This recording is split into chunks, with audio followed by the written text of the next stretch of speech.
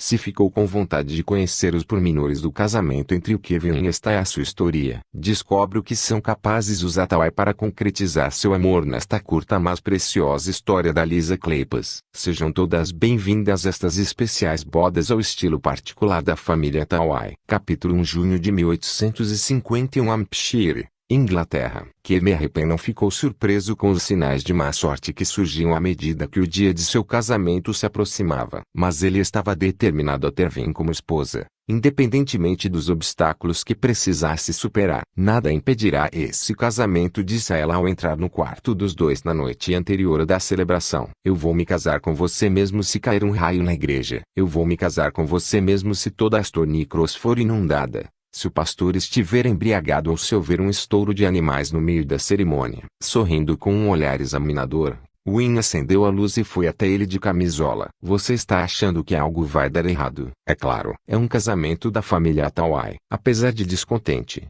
Kevin sentiu os batimentos acelerarem, transformando-se em um clamor intenso, conforme Win se aproximava. Ela parecia um anjo. O corpo esguio estava envolto em renda branca e babados de seda, e os cabelos loiro-claros caíam como ondas que soltas e cintilantes. Ele a adorava com uma intensidade que beirava a idolatria.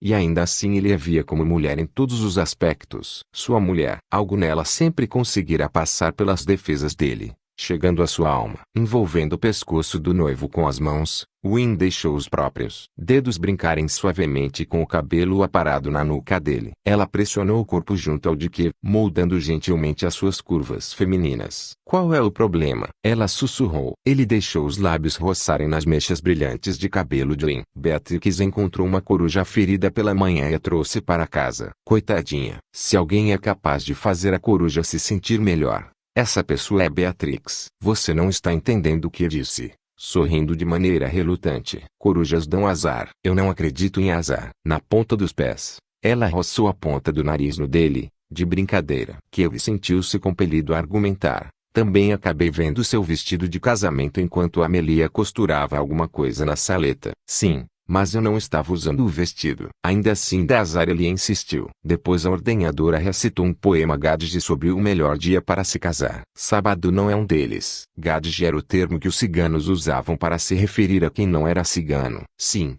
conheço o poema. Segunda, sanidade. Terça, prosperidade. Quarta é o melhor dia de todos. Quinta traz aflições. Sexta, pedras. E sábado, só azar. Que franziu a testa. Você conhecia esse poema, e mesmo assim escolheu um sábado para o casamento. No anuário estava escrito que seria um bom dia. Win protestou. Além disso, não achei que você daria algum crédito a uma superstição Gadge. Quando se trata do nosso casamento, eu dou. Ela se atreveu a rir. Você é supersticioso demais, disse e ficou parada ao lado da cama. Lançando-lhe um olhar provocador, desamarrou a faixa da camisola e começou a abrir a fileira de pequenos botões na parte da frente. Eu já sou sua, que não importa o que possa dar errado no casamento. A cerimônia é uma mera formalidade. Nós fizemos nossos votos e os consumamos. Ou, apenas imaginei que você me tomou nessa mesma cama há não muito tempo. A lembrança chamou a atenção de que, exatamente como ela pretendia. Você não protestou, ele observou, vendo abrir mais um botãozinho.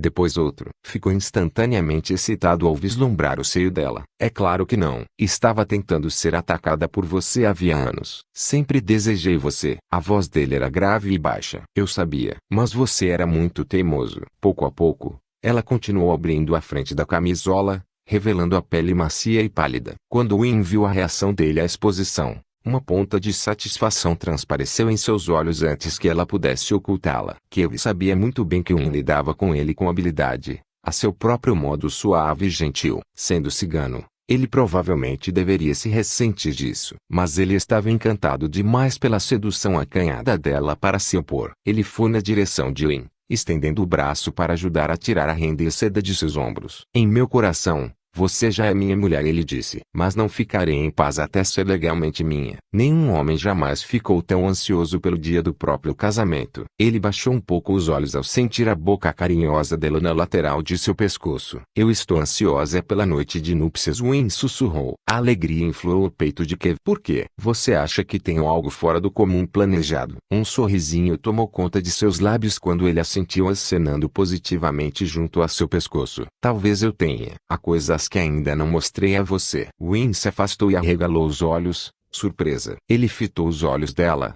sorrindo de leve ao ver o rosto da noiva corar. Não fizemos de tudo? Ela perguntou. Que fez que não? Ela ficou ainda mais corada e soltou uma gargalhada desconcertada. Bem, agora estou irritada. Eu estava me sentindo muito mundana e experiente. E você vem me dizer que ainda sou uma novata. Ele continuou sorrindo. Pretendo ensinar o que falta quando estiver pronta. O momento foi delicioso. O silêncio entre eles era quente e provocante. Os hálitos se misturavam. O corpo nu dela entrelaçava-se com cuidado ao corpo vestido dele. Ensine agora, ela sussurrou. Está me dando ordens. Keva repreendeu, com brilho nos olhos escuros. Uma esposa cigana deve aprender a obedecer ao marido. Talvez eu devesse ter mencionado antes. Os ciganos têm um costume especial para a noite de núpcias. Eles têm? Perguntou, surpresa, enquanto reagia a mão quente que deslizava pelas curvas de seu traseiro. Ele assentiu. O marido pega um dos calçados da esposa e o coloca no chão, do lado dele da cama. Por quê? Ele apertou o traseiro dela com firmeza, para que ela saiba quem manda. Win olhou para ele com um sorriso jovial. É o que veremos. Tenho muito apreço pelos meus calçados e não vou cedê-los tão facilmente. Ele gentilmente roçou sua boca na dela e a saboreou com a ponta da língua. Você vai ceder. Win se afastou com um riso abafado. Apoiando-se na beirada do colchão, ela observou, fascinada, que tirando a camisa. Seu olhar passeou pelo torso musculoso dele, pelo brilho de seu peito liso, sem pelos. A respiração dela acelerou de excitação quando ele se aproximou. Segurando com uma das mãos os longos cabelos de Win, que puxou com cuidado a cabeça dela para trás, fazendo sua boca se abrir. E arrastou os lábios ao longo do pescoço dela, usando a língua, enquanto colocava outra mão entre suas coxas. Ele a acariciou, provocando-a, até conseguir enfiar 2 dedos com facilidade. Sua boca cobriu a dela, e ele introduziu a língua profundamente, fazendo a noiva estremecer de excitação com as penetrações simultâneas. Que ela disse em um suspiro instável, agarrando o pescoço do noivo. Me ame. Eu amo, ele sussurrou, com os dedos dentro dela, incitando-a. Você é minha alma gêmea. Soube na primeira vez em que a vi. Eu também, ela disse, estremecendo. Você nunca saiu de meus pensamentos. Desejo-a para sempre. Interrompendo o toque suave, ele a deitou na cama, ao lado dela, acariciou a parte da frente de seu corpo com a palma da mão, a ponta dos dedos sentindo cada agitação dos nervos da amada. Curvando-se sobre os seus seios, levou a língua ao bico rosado, enquanto movia a mão sobre o Win por leves caminhos eróticos. Ela se arqueou para cima sem controle quando a boca dele passou por seu corpo, por locais que ela nem imaginava que poderia produzir tais sensações. Ele a preencheu intensamente, acompanhando seu pulso e seu calor, passeando por cada doce ondulação, e chegou ao ápice com ela, glorificando-se pelo prazer compartilhado, rendendo-se à própria paixão infinita por Win. Capítulo 2. Mantenha-a imóvel, cão, murmurou a Beatrix enquanto se debruçavam sobre a coruja ferida. Se ela se soltar, vai se machucar. E provavelmente vai nos machucar também. Essas garras são como facas. Ela quer segurar alguma coisa, Beatrix disse em voz baixa, olhando para as patas da ave. Você pode nos arrumar um graveto,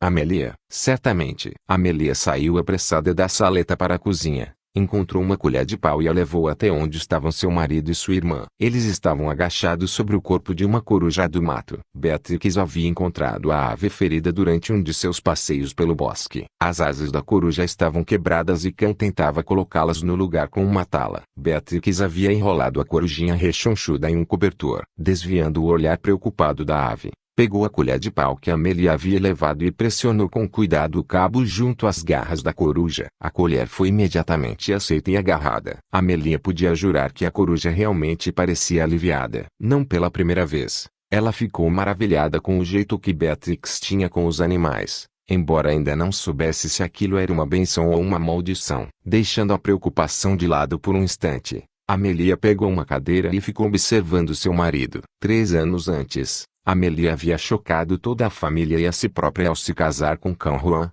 um cigano de Londres, depois de apenas algumas semanas de relacionamento. Até então, ela se orgulhava de ser uma mulher sensata que nunca tinha entendido como alguém chegava a se apaixonar loucamente. Mas Cão a fez entender isso. Belo, exótico, sensual, ele não era o tipo de homem com quem todos esperavam que Amélia se casasse. Na verdade, Amélia nem sequer esperava se casar. Depois da morte de seus pais, ela havia se resignado a cuidar dos 4 irmãos, Leo, Win, Poppy e Beatrix. Mas então Cão apareceu em sua vida, compreendendo seus sonhos secretos e suas necessidades com uma perspicácia irritante. Ele havia seduzido sua mente, seu corpo e sua alma, e havia ficado, sob a justificativa de que de vez em quando um cigano encontra seu Atintã, seu local de parada. Para Cão, amor e família tinham muito mais valor do que sua liberdade. Pouco a pouco, grande parte do peso de cuidar dos Atauais foi passando para os ombros fortes dele. Enquanto o Cão cuidava da coruja,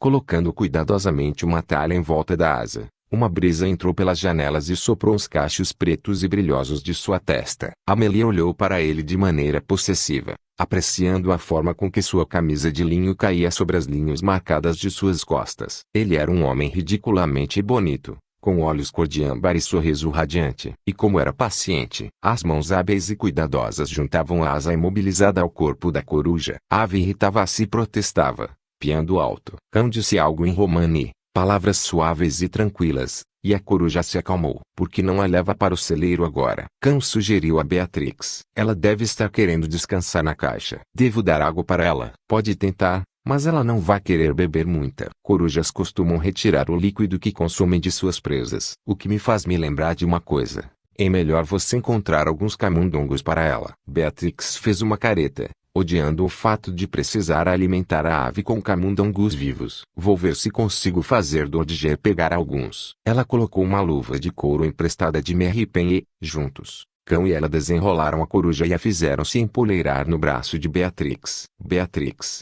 antes de ir, posso falar com você? Perguntou Amélia. Eu fiz alguma coisa? Beatrix lançou-lhe um olhar alegre e confuso, com os olhos azuis quase tão redondos quanto os da coruja. Ela era uma formidável menina de 19 anos. Não era dotada de uma beleza clássica como a de Anne e de Poppy, mas tinha uma graça doce e vivaz, além de um apelo cativante que encantava a todos. O mais irresistível de tudo é que ela tinha um sorriso que surgia do nada, que refletia uma irreverência travessa. Beatrix era radiante, desprendida e tão curiosa quanto Dodger, seu furão de estimação. Que tipo de homem seria ideal para Beatrix? Um jovem, talvez. Alguém que fizesse jus à sua natureza exuberante. Ou será que ficaria melhor com alguém mais velho, que refreasse sua impulsividade e a protegesse? Ironicamente, durante as 2 temporadas de eventos sociais que Beatrix e Poppy haviam passado em Londres, Beatrix havia sido infinitamente mais requisitada, e não fazia a menor questão de encontrar alguém para se casar. Enquanto a pobre Poppy,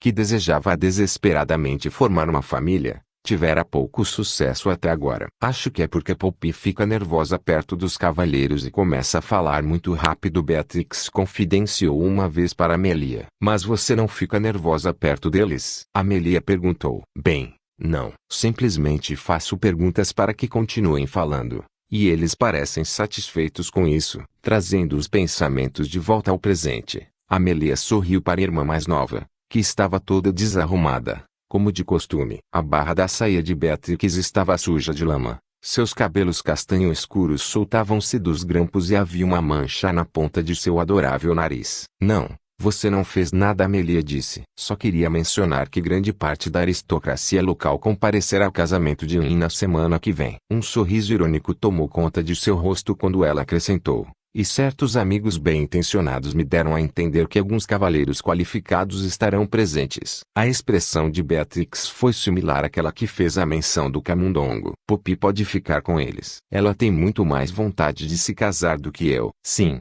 mas, Bea, você também está na idade apropriada. Amélia fez uma pausa, esforçando-se para encontrar palavras. Estou pedindo para se manter aberta a possibilidade de gostar de um desses cavalheiros. Você quer me casar? Beatrix perguntou, sem rodeios. Não, não é isso.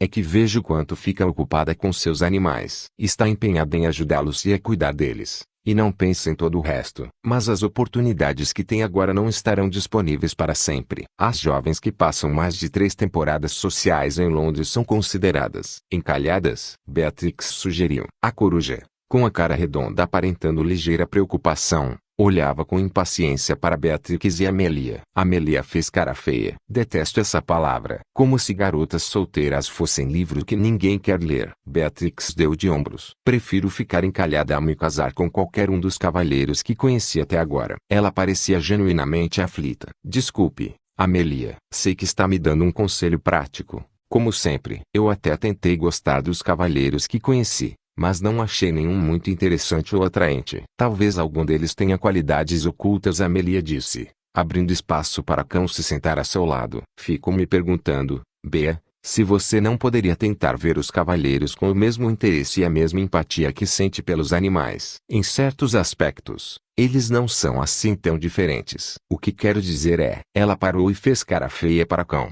que não conseguia conter o riso. Ah, fique quieto. Você entendeu o que estou querendo dizer? Beatrix estava tentando, sem sucesso, esconder um sorriso. Eu entendo, Amelia. Prometo que, de agora em diante, vou pensar nos cavalheiros como novos espécimes interessantes. Depois que a irmã mais nova saiu, Amelia enterrou o rosto nas mãos. Um lamento escapou por entre os dedos. O que vamos fazer com ela? Cão sorriu e a puxou para mais perto. Ele falou com a voz calma. Não, muito diferente daquela utilizada com a coruja do mato. Tire isso da cabeça, Monisha. Nenhum homem comum servirá para Beatrix. Teremos que deixar que ele apareça naturalmente. Está demorando demais. Ela só tem 19 anos, meu amor. Eu sei disso. Mas ela precisa de alguém, Cão. De alguém só para ela. Existe uma inquietação dentro dela. Uma espécie de solidão. Seja o que for, faz com que queira se afastar da família. Ela passa muito tempo vagando sozinha no bosque. Mesmo depois das aulas de etiqueta da senhorita Mark, Beatrix é apenas meio civilizada. Cão recuou um pouco de modo a olhar para ela, observando-a fixamente e com consideração. Obrigá-la a se casar com a pessoa errada não vai resolver o problema. Não, e eu certamente não quero isso. Mas se o homem certo aparecer, Beatrix estará tão ocupada aparando cascos de lhama ou resgatando texugos órfãos que nem vai perceber. Cão sorriu. Ela não tem nenhuma lhama. Ainda. Amelia soltou um suspiro de lamento. Receio que essa obsessão por animais seja o modo que Beatrix encontrou para evitar risco e dor. Ela não é a mesma desde que nossos pais morreram. Ela era muito nova, e acho que perder os dois tão cedo a afetou mais do que aos outros irmãos. Percebendo que ele havia ficado em silêncio, ela lhe lançou um olhar ansioso. O que acha? Acho que Beatrix vai encontrar alguém quando chegar a hora. E você está tentando jogar o destino a seu favor. Isso nunca dá certo. Ele alisou os cabelos dela para trás e beijou sua testa. Relaxe. Deixe sua irmã seguir o próprio caminho. Não sou boa em relaxar, Amelia disse, com um sorriso triste. Sou muito melhor em me preocupar. Cão colocou a mão protetora sobre a leve curva da barriga dela. Não posso permitir isso em sua condição. Suba comigo e verei se posso ajudar. Obrigada, mas não preciso cochilar. Eu não estava pensando em cochilar. Olhando para ele, Amelia viu o brilho em seus olhos e ficou corada. No meio do dia, ela perguntou em voz baixa. Ele deixou escapar uma gargalhada. Levantou-se, puxou-a do sofá e segurou sua mão. Quando eu terminar, Beija-Flor, você não vai se lembrar do que a preocupava. Capítulo 3. Beatrix manteve a jovem coruja junto ao corpo, acariciando as penas suaves de suas costas. Ela sentiu a pressão das garras da ave contra a proteção de couro. A coruja era leve, frágil e ainda assim cheia de vigor. Está tudo bem, falou, com calma. Eu vou cuidar de você. Você vai melhorar logo. Assim poderá voar de volta para sua família. Minha irmã está certa, sabe? Disse enquanto levava a coruja para o celeiro. Eu preciso encontrar um companheiro. Mas já passei por 2 temporadas de eventos sociais e conheci inúmeros homens. E todos eles são muito sem graça e sem vida. E a maior parte passa os dias à toa, esperando alguém morrer para que possa herdar seus bens. Eles se orgulham de ser sofisticados, o que significa que dizem o contrário do que realmente diriam. E então você deve elogiá-los por serem inteligentes. Pelo menos os machos de coruja levam comida quando vão cortejar as fêmeas. A ave produziu um som seco e baixo, e seu corpo todo vibrou. Eu concordo, Beatrix disse. É preciso aproveitar o melhor do que nos é oferecido. Um sorriso melancólico surgiu em seus lábios e ela curvou os longos dedos de forma a proteger aquele pequeno corpo atarracado. Mas não consigo deixar de ter esperanças de encontrar alguém que veja o mundo como eu. Essas regras são muito tolas e sem sentido. Modos, espartilho, fofoca, aspargo, garfos. E, ó céus, conversas educadas. Se não posso falar sobre algo real, prefiro nem falar. Ela parou enquanto a coruja tagarelava. Que tipo de homem? Você está perguntando. Não tenho a menor ideia. Gostaria de me casar com um cigano, mas é muito difícil fazer com que fique em um único lugar. E não quero vagar pelo mundo. Gosto de Hampshire. Sou um tanto territorial. Na verdade, chegando ao celeiro, um grande prédio de calcário, ela foi até o palheiro superior. Era um prédio de calcário de 2 andares construído em uma encosta, de modo que o primeiro e o segundo pisos eram acessíveis sem a necessidade de escadas. No andar de baixo, havia a área central de separação de grãos, uma fileira de currais e galpões embutidos para carroças e equipamentos. Beatrix foi para um canto do palheiro e acomodou a coruja em uma caixa que lhe servia de ninho. Pronto, falou com carinho. Um lugar seco e seguro para você descansar. Daqui a pouco levarei meu furão Dodger ao galpão e pegaremos seu jantar. A luz do sol passava pelas ripas da veneziana de uma janela, lançando faixas amarelas e brilhantes pelo palheiro. Sentada ao lado da caixa, Beatrix observou a coruja limpando as próprias penas. Tem alguém esperando por você? Perguntou. Alguém que esteja se perguntando onde você foi parar? Apoiando a cabeça na parede, Beatrix fechou os olhos e respirou o cheiro reconfortante do feno e os odores de gado e celeiro. O problema é que não vou encontrar o homem que quero em uma sala de estar abafada de Londres. Eu quero. Mas ela ficou em silêncio, incapaz de confessar ou descrever seu desejo intenso. O sentimento enjaulado que só seria libertado por alguém cuja força de vontade se igualasse à dela. Ela queria ser amada, ser arrebatada, desafiada, surpreendida. E não havia encontrado ninguém como seu amante imaginário na sucessão de snobs passivos da cidade que havia conhecido durante as temporadas de eventos sociais. Pegando uma haste de feno, ela ficou mordiscando a ponta e pensando, sentindo sua doçura seca. É possível que eu já o tenha encontrado, mas não tenha notado. Não consigo imaginar uma coisa dessas. Tenho certeza de que ele não é o tipo de homem que alguém poderia. Senhorita Beatrix. Era a voz de um jovem rapaz, vindo da área aberta. Abaixo. Senhorita Beatrix, está aí em cima. Beatrix ergueu as sobrancelhas. Com licença, ela disse à coruja e foi espiar na beirada do palheiro. Thomas. Ela exclamou ao ver um dos criados. Um garoto de 11 anos. Ele morava na vila com os pais e ia trabalhar em Hansard House todos os dias depois da escola. Criança agitada e de olhos brilhantes, ele recebia tarefas como polir botas ou a prataria, ou auxiliar os lacaios em seu trabalho. Como você está? Seu rosto redondo demonstrava aborrecimento. Terrível, senhorita. O que aconteceu? Beatrix perguntou, preocupada. Acabei de voltar da exposição itinerante de animais de Fulham na vila. Devia ter guardado meus 2 centavos. Beatrix concordou, franzindo a testa. Em sua opinião, essas exposições itinerantes eram criminosas. Em sua opinião, animais exóticos, como tigres, leões e zebras, eram conduzidos de uma cidade a outra em chamados vagões de feras e mostrados ao público junto com bandas,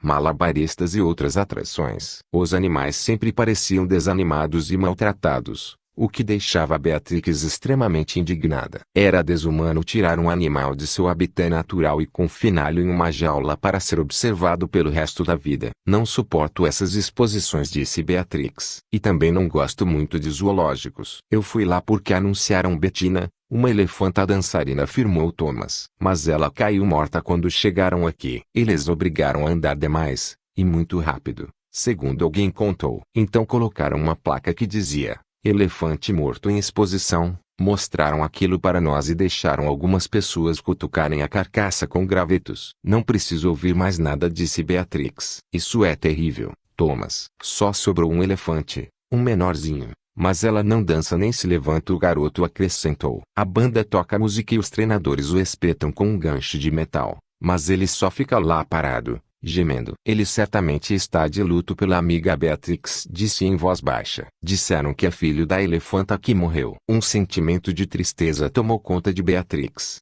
até ela mal conseguir respirar por conta da emoção. Fechando os olhos, pensou, Você não pode salvar todos eles. Além disso, não podia se transformar em uma pessoa mais excêntrica do que já era. Chega de infortúnios. Chega de arranhões. Sei que tem jeito com animais, senhorita. Beatrix Thomas disse. Talvez pudesse ir até lá e fazer algo pelo elefante. Se ele se mexesse só um pouquinho, de repente eles parariam de espetá-lo com aquele gancho de metal. Eu não sei nada sobre elefantes, Beatrix disse. Não posso fazer nada. Tenho certeza de que ele vai se recuperar sozinho, Thomas. Certo, senhorita. Nitidamente decepcionado, o garoto foi cuidar de suas tarefas. Beatrix resmungou e voltou a se aproximar da caixa. Não posso ajudá-lo, ela disse, olhando para a coruja que cochilava. Não posso. Mas ela não conseguia parar de pensar no jovem elefante caído de desespero, enquanto as pessoas se entretinham observando sua mãe morta ao lado. Minha nossa!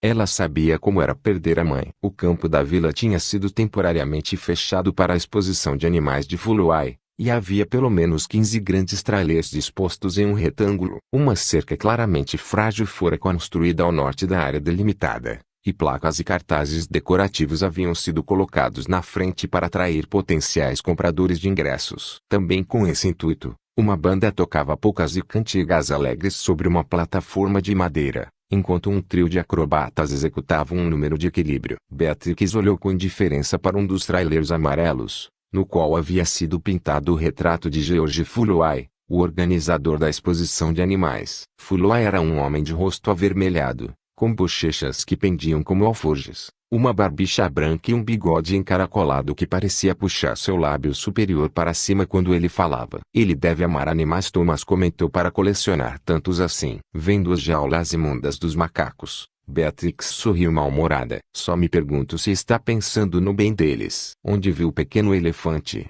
Thomas? No redil que fica depois desses trailers. A cerca é muito frágil.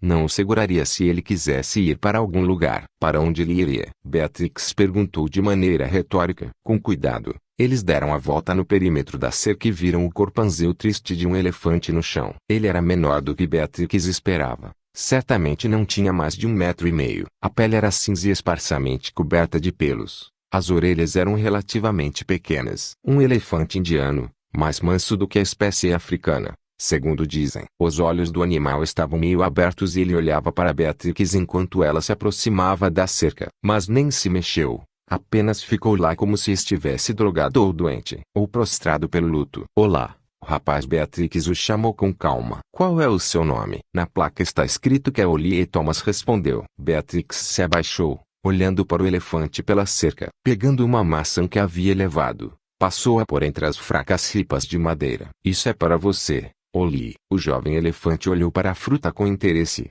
mas não fez nenhum movimento para pegá-la. Veja as cicatrizes na barriga dele, Beatrix mostrou para Thomas. E os ferimentos recentes em volta do pescoço. Eles o espetaram com o gancho de metal em lugares do que não aparecem muito. A pele parece bem grossa, Thomas observou. Talvez ele não sinta. Você acha que não? É doloroso quando algo rasga a pele até sangrar, Thomas. O garoto parecia lamentar. Antes que pudesse responder, no entanto, eles foram interrompidos por uma voz irritada. O que estão fazendo? Aposto que é algo errado, não é? Afastem-se desse animal, os dois. Beatrix se levantou lentamente quando um homem esguio, de traços marcantes, aproximou-se deles de dentro do redil. Ele usava roupas simples e um chapéu de feltro com a parte superior arredondada. Em uma das mãos, segurava um instrumento comprido com um grande gancho de metal na ponta. Não pretendíamos fazer mal nenhum, Beatrix disse, tentando parecer conciliatória, mesmo estando tomada por hostilidade ao ver um homem com uma arma se aproximando de um animal indefeso. Se querem ver os animais, precisam pagar 2 centavos como todo mundo. Esse elefante está doente? Beatrix perguntou. O homem respondeu com uma risada irônica. Não. Ele é apenas preguiçoso. Ele agitou o gancho de metal. Mas vai demonstrar mais energia quando eu terminar aqui. Talvez ele precise de um tempo para se recuperar depois da morte da mãe. A boca do homem torceu-se em um sorriso. Só podia ser mulher. Você acha que um brutamontes idiota desses tem sentimentos? Oli só está fazendo corpo mole. E, considerando o quanto come, é melhor fazer por merecer. Ele se aproximou da desanimada criatura, espetando-a com o gancho. É hora de dançar. Oli vai se apresentar enquanto a banda toca. ou acabo com você. Posso falar com ele? Beatrix perguntou de maneira impulsiva. Só por um instante. Falar com ele? O pedido rendeu um olhar incrédulo. Como se ela fosse maluca. Quem você pensa que é? Ela é a senhorita. Atawai Thomas respondeu antes que Beatrix tivesse tempo de pedir que ficasse quieto. Os animais a amam. Ela fala a língua deles. Por favor, deixe-a falar com ele, senhor. O homem começou a rir, balançando a cabeça. Você fala elefantês? Não, senhor. Beatrix respondeu com dignidade. Mas eu trato os animais com gentileza e respeito. A maioria responde muito bem a isso. Pode tentar. Algum dia. Ele pareceu não entender a repreensão velada. Vá em frente, então. Veja se consegue convencê-lo a fazer seu trabalho. Se não funcionar do seu jeito, vai funcionar do meu. Beatrix concordou e se abaixou. Oli, ela disse com suavidade. Pobre Oli.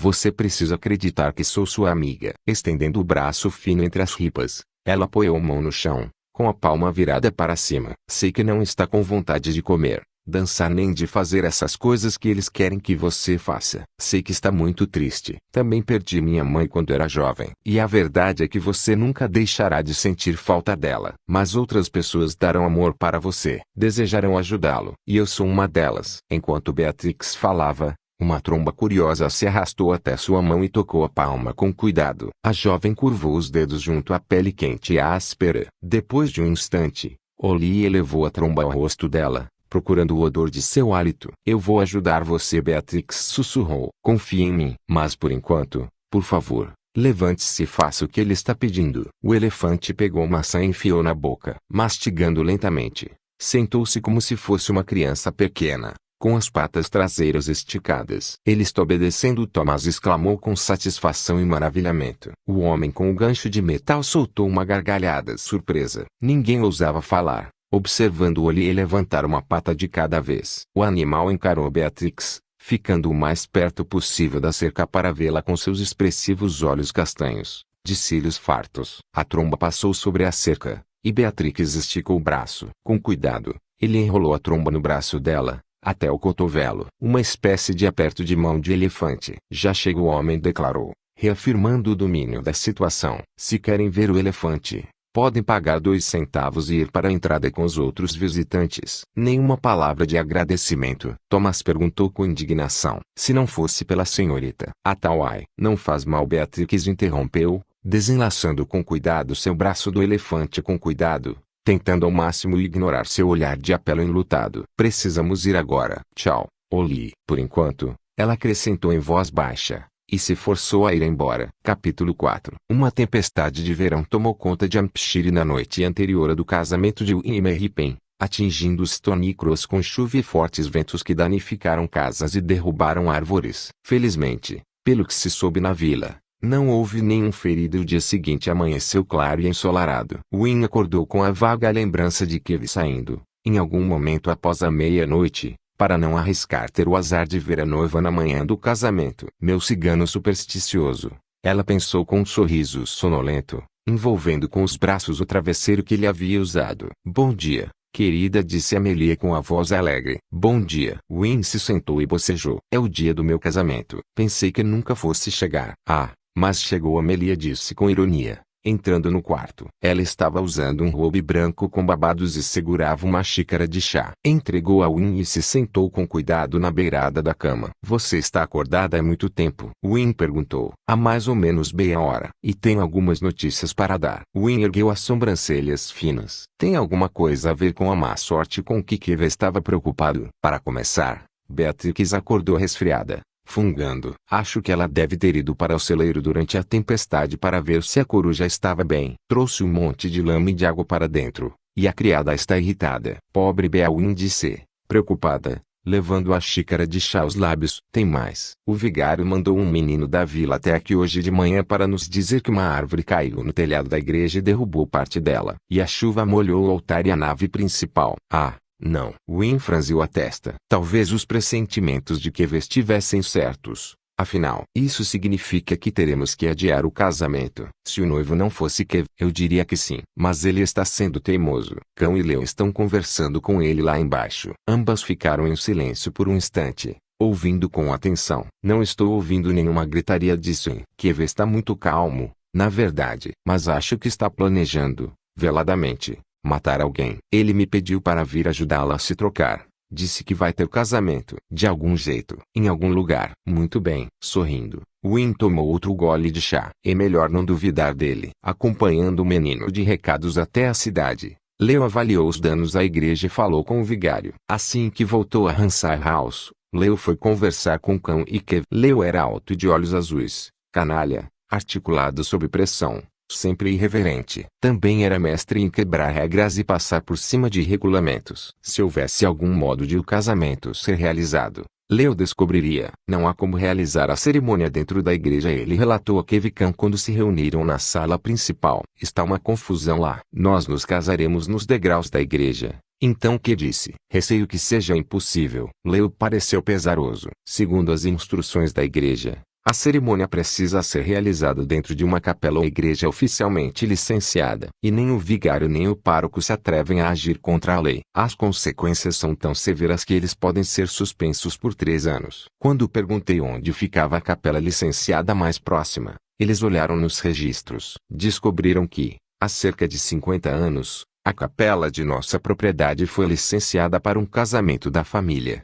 Mas a licença já expirou. Podemos renová-la? Cão perguntou. Hoje? Perguntei isso. O pároco pareceu achar uma solução aceitável e concordou, contanto que me arrependo em prometer sem solenizar, de maneira privada, o casamento na igreja assim que o telhado for consertado. Mas o casamento será legalizado a partir de hoje. Kevin indagou. Sim, legalizado e registrado, contanto que aconteça antes de meio-dia. A igreja não reconhece casamentos que sejam realizados nem mesmo 1 minuto após esse horário. Ótimo, que disse de forma sucinta. Nós nos casaremos hoje de manhã, na capela da propriedade. Pague ao pároco a quantia que ele exigir. Só existe um problema nesse plano, Cão disse. Não temos capela na propriedade. Pelo menos eu nunca vi nenhuma. Leo ficou pálido. Que raios aconteceu com ela? Ambos olharam para Kev, que havia ficado encarregado da restauração da propriedade nos últimos 2 anos. Ele havia derrubado muros, demolido pequenas construções e feito novas adições à casa original. O que você fez com a capela, Prau? Cão perguntou, apreensivo, chamando o cunhado de irmão. Que fez cara feia. Ninguém a estava usando, apenas alguns pássaros. Então a transformamos em um espaço para separação de grãos anexo ao celeiro. Diante do silêncio dos dois, ele disse, na defensiva, mas isso não impede nada. Quer se casar em um espaço para separação de grãos? Leo perguntou, sem conseguir acreditar. Entre latas de comida de animais. Eu quero me casar em qualquer lugar, que disse. Esse espaço é tão bom quanto qualquer outro. Leo pareceu sarcástico. É melhor alguém perguntar para Win se ela está disposta a se casar em Maias Capela, que agora se resume a um galpão anexo ao celeiro. Por mais tolerante que minha irmã seja, até ela tem limites. Estou disposta. A voz de Win veio da escadaria. Cão reprimiu um sorriso. Leo balançou a cabeça. É um celeiro, Win. Se o nosso senhor não se importou em nascer em um estábulo, ela respondeu com satisfação traço elevado. Eu certamente não terei objeções em me casar em um celeiro. Levantando levemente olhar para o céu, Leo murmurou. Vou cuidar da taxa de renovação. Mal posso esperar para ver a cara do vigário quando ele descobrir que transformamos a capela em uma área para a separação de grãos. Isso não reflete de maneira muito positiva a religiosidade dessa família, se me permite dizer. Você está preocupado em parecer devoto? Que perguntou. Ainda não. Continuo no processo de seguir maus caminhos. Mas quando finalmente quiser me arrepender, não terei uma maldita capela para isso. Pode se arrepender em nosso espaço para separação de grãos oficialmente licenciado, respondeu Cão, vestindo um casaco. Ele foi até a porta da frente, abriu e parou quando sons animadores de violões de vozes ciganas preencheram o local. Juntando-se a ele na porta, que viu pelo menos 3 dúzias de seus parentes ciganos reunidos na frente da casa, usando roupas vistosas e coloridas, cantando e tocando. Eles deviam estar viajando, falou, perplexo. O que estão fazendo aqui? Cão esfregou a testa como se quisesse eliminar uma dor de cabeça inconveniente. Parece que eles vieram nos ajudar a celebrar seu casamento. Não preciso desse tipo de ajuda, disse Kev. Leo apareceu atrás deles. Bem, ele observou traço elevado.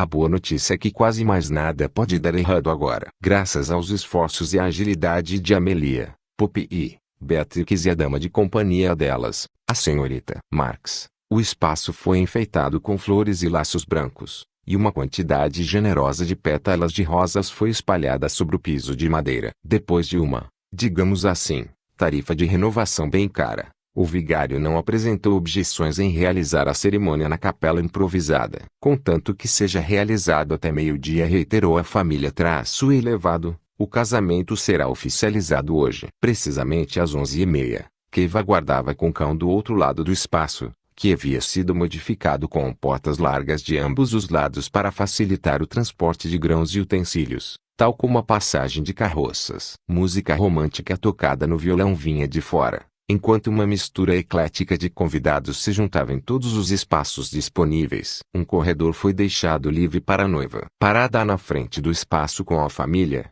Beatrix encobriu um espirro com um lenço. Enquanto olhava para Mary Pen, sentiu uma onda avassaladora de felicidade por ele. Kevin e Lynn se amavam havia muito tempo, e superaram muitos obstáculos aparentemente impossíveis de serem vencidos. Muitas pessoas não davam o devido valor ao casamento, mas para Mary Pen era uma recompensa por anos de sacrifício. Wynne entrou na igreja de braço dado com Leo e prosseguiu pelo galpão. Estava imaculada e linda, usando um vestido simples de seda tão branca quanto o luar, sobreposto por renda, com o rosto parcialmente encoberto por um véu. Mary Pen a observava como se ela fosse uma espécie de sonho maravilhoso do qual não quisesse acordar. Com cuidado, levantou o véu e o colocou para trás, encarando o rosto sorridente de Lynn. Os olhares que trocaram foram íntimos, confiantes, ardentes. Demonstravam devoção. Beatrix se deu conta. O sentimento entre eles parecia lançar um feitiço sobre os convidados. Queridos irmãos, começou o vigário elevado. Estamos aqui reunidos diante de Deus e dessa congregação para unir esse homem e essa mulher no sagrado matrimônio. Beatrix desejou que o vigário se apressasse. Já era quase meio-dia. Portanto, não deve ser contraído de forma imprudente, superficial ou imoral, para satisfazer os desejos e apetites carnais dos homens, como se fossem feras brutais que não têm entendimento, mas sim de forma reverente e discreta, solene. Sentindo a chegada de outro espirro, Beatrix enterrou o nariz no lenço rapidamente. Era um desses espirros indecisos, que permaneceu iminente, formigando e coçando, até enfim se acalmar. Beatrix ficou aliviada, porque certamente não queria atrapalhar a cerimônia com um espirro alto. Então ela viu uma longa tromba cinzenta surgindo de um vão entre o celeiro e o espaço que ocupavam. Os olhos de Beatrix se arregalaram. Ela não conseguiu mover nenhum músculo nem dizer nada quando a tromba delicadamente alcançou o véu e o adorno de cabeça de Lynn e os arrancou de sua cabeça. Algumas afadas e uns gritos de surpresa vieram da multidão. Levando a mão à cabeça, Wynne lançou um olhar confuso na direção do vão, que, instintivamente, protegeu-a com o braço. Juntos, ficaram olhando para Ollie, que os observava pela abertura na parede, balançando o véu de um lado para outro como se quisesse chamar a atenção. Todos ficaram em silêncio. O grupo todo se esforçava para compreender o que estava vendo. Leo foi o primeiro a falar. Beatrix, ele disse com calma elevado. Você quer nos contar alguma coisa? Capítulo 5. Sinto muito, Beatrix disse elevado, mas posso explicar tudo. Vejam, esse pobre animal estava sendo terrivelmente maltratado. Então eu achei. Beatrix Mary Pen interrompeu elevado. Estou muito interessado em ouvir sua explicação, mas só temos 15 minutos. Poderíamos. Ele parou de falar quando Wynne apoiou o rosto em seu ombro e emitiu um som peculiar. A princípio, Beatrix achou que sua irmã pudesse estar chorando, mas quando Mary Pen passou os dedos sob o queixo de Wynne e levantou seu rosto, ficou evidente que ela estava segurando o riso. Mary Pen já não conseguiu fazer o mesmo. Com muito esforço,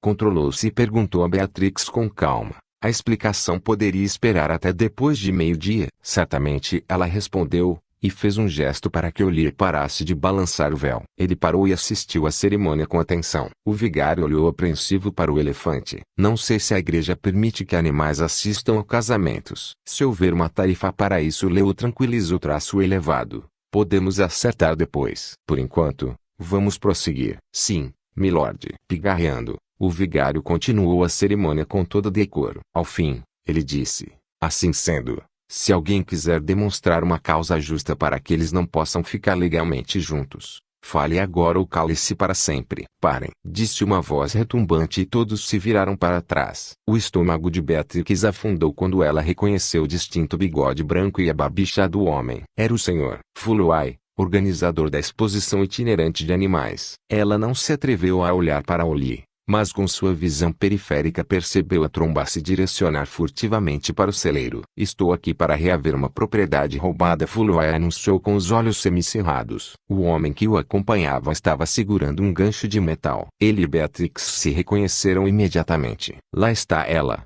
senhor, Fuloai, ele disse. A garota Tawai que peguei visitando Oli no redil ontem. Foi ela que o levou, posso garantir. Leo deu um passo à frente, de repente incorporando o aristocrata, semblante sério, olhos azuis como geleiras. Sou Lord Hansai, ele disse. Vocês estão invadindo minha propriedade. E, caso não tenham notado, estão interrompendo um casamento. Fuloai zombou. Eles não podem se casar em um celeiro. Isto não é um celeiro, Leo retrucou traço elevado. É a capela de nossa família. Lá está o vigário, e aquele rapaz de punhos grandes e olhar ferino é o noivo. E eu, se fosse você, não interromperia o casamento dele, ou poderia não viver para ver a luz do dia novamente. Eu não vou embora até encontrar meu elefante, Fuloai bradou. Ele atrai espectadores pagantes e preciso dele para os meus negócios. Além disso, ele é meu. Ele está aqui, senhor, Fuloai, gritou uma voz abafada do outro lado da parede e Beatrix se deu conta,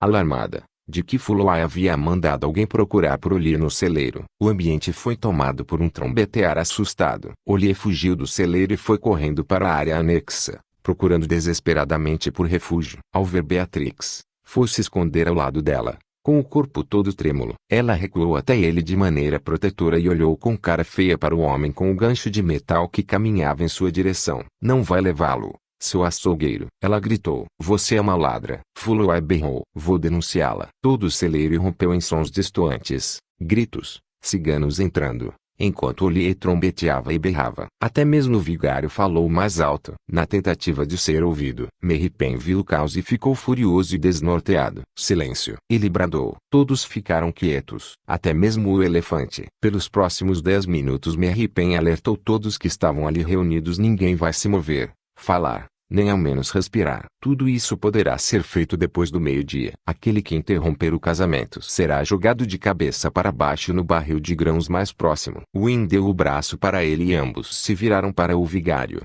que prosseguiu sob o olhar de expectativa do noivo. Aceita essa mulher como sua legítima esposa, para viverem juntos seguindo as leis de Deus no sagrado matrimônio. Promete ser fiel, amá-la e respeitá-la, na saúde e na doença, por todos os dias de vossas vidas. Sim, Merripen disse em voz baixa, porém firme. O vigário perguntou o mesmo em sim. Ela ficou ruborizada de felicidade. E os votos continuaram, na alegria e na tristeza, na riqueza e na pobreza, na saúde e na doença. Com essa aliança, eu vos declaro. Finalmente, Merripen colocou uma aliança de ouro no dedo de Win. E o vigário finalizou. O que Deus uniu o homem não separa. E em um momento muito romântico e apaixonado, incontestavelmente impróprio, Merripen se inclinou para beijar a noiva. Os braços dela, cobertos de renda, alcançaram o pescoço dele. Ela o abraçou com força e a alegria dos dois irradiou pela capela improvisada. Beatrix sorriu e secou as lágrimas. Ainda ao seu lado, Oli sacudiu o véu da noiva rapidamente, esbarrando na lateral do corpo dela. Agora vou levar meu elefante, disse o senhor. Fuloai, se aproximando. Não, Beatrix gritou, olhando com desespero para sua família. Eles vão matá-lo como fizeram com a mãe dele. Vejam os ferimentos em volta do pescoço e o... Calma, Merripen disse, fazendo um gesto para que ele parasse. Mantendo o olhar fixo em Fuloai, fez uma pausa quando Win ficou na ponta dos pés e sussurrou algo em seu ouvido. Ele sorriu com compaixão. Traço elevado. Tudo o que quiser, murmurou. Dando um passo adiante, Merripen se colocou entre Fuloai e o elefante. Parece que minha mulher... Ele hesitou de maneira quase imperceptível, parecendo saborear as últimas duas palavras.